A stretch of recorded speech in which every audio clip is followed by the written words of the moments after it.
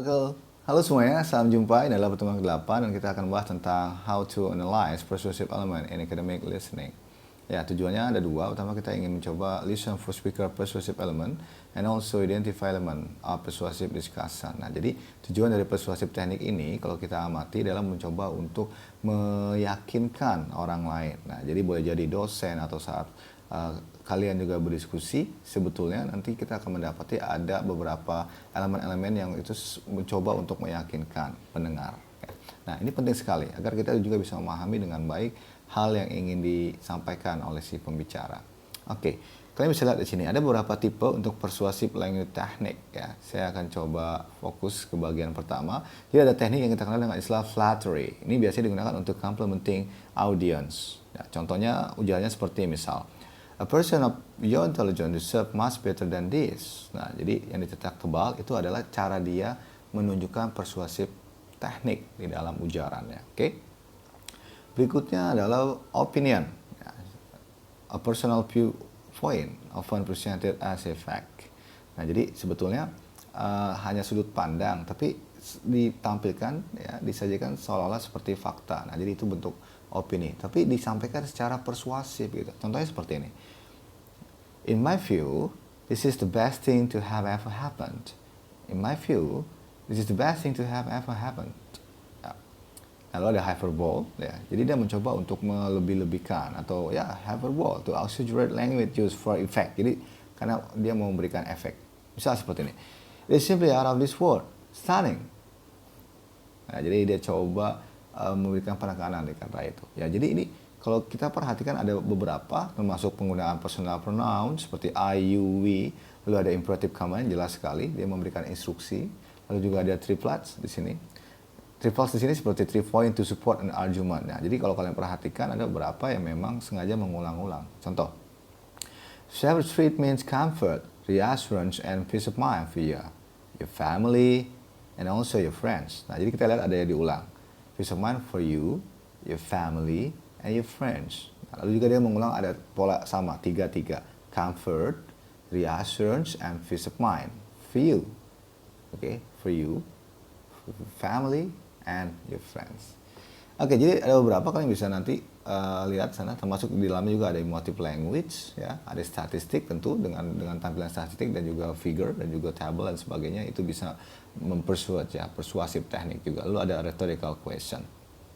Misal rhetorical question kita sama-sama tahu, jadi a question which implies its own answer. Jadi ya sudah rhetoric question, ya.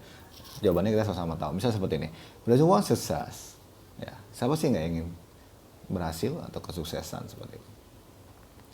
Oke, kita lanjut. Nah, dari slide sebelumnya kita ada beberapa tekniknya. Dan kita juga bisa mendapati persuasif teknik itu bisa dimunculkan dari kelas kata seperti adjective. Nah, kalian bisa lihat di sini. Kelas kata itu bisa menjadi persuasif teknik. Ya. Jadi nanti saat kalian mendengarkan, kalian boleh juga fokus pada bentuk adjective yang digunakan. Gitu ya. Ada contoh seperti ini. "Some episodes make us feel an artificial version of the thrill one get from chasing one ambition." Nah, jadi bentuk adjektifnya di sini sengaja ditampilkan untuk mendescribe, ya, gitu kan.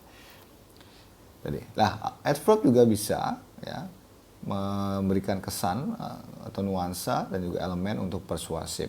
Ya. Berikutnya apalagi ada alliteration. Oke, mungkin ini baru pertama kali didengar, tapi maksud dari alliteration ini adalah dia merupakan, ya, it's all about words which start from the same sound and create emphasis due to same reason. Jadi sebetulnya sama meaningnya, kurang lebih sama, dekat, ya, tapi sengaja diulang dan agar pendengar tuh dapat kesannya, oh ya, berarti penekanannya di sana. Contoh saya akan bacakan contohnya. And I can say them it is distressing beyond word to watch a bird suffer like this, and being able to alleviate its agony. Nah, kalau kalian perhatikan kata suffer dan agony itu sama gitu. Jadi dia mau lihat bahwa betapa menderitanya gitu. Ya, to watch a bird suffer, ya, sebagainya. Jadi itu penting. Oke.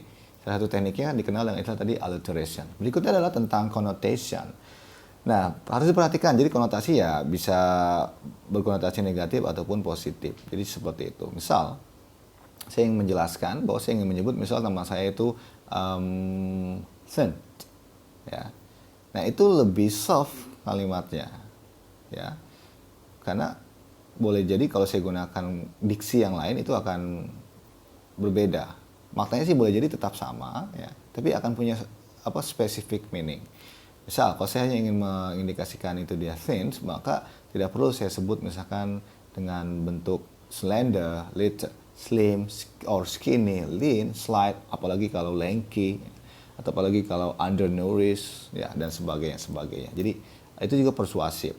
Maksudnya apa seperti ini? Jadi kalau misalkan kalian mendengar kata-kata yang boleh jadi ini masih satu makna yang sama, tapi dia pemilihannya tuh bukan yang soft, tapi yang lebih ya, being rude, ya, seperti itu. Nah, jadi gitu. Boleh jadi dia ingin menarik perhatian kita gitu. Misalnya dia mau merujuk pada temannya yang kurus, tapi kok padahal kan bisa disebut dengan softnya itu thin gitu ya. Tapi dia sampai bilang lengke.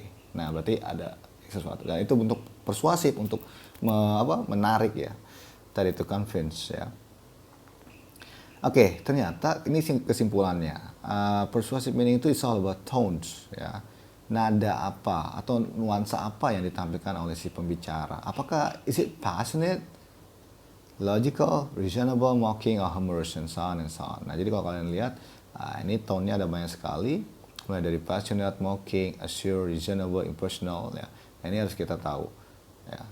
Itu sih yang terpenting, bahwa diksi yang digunakan, ya, tone yang ditampilkan juga itu menandakan ada bentuk persuasif teknik yang ditampilkan dari ujaran tersebut atau dari listening activity tersebut. Oke, everyone, I think that's all for today.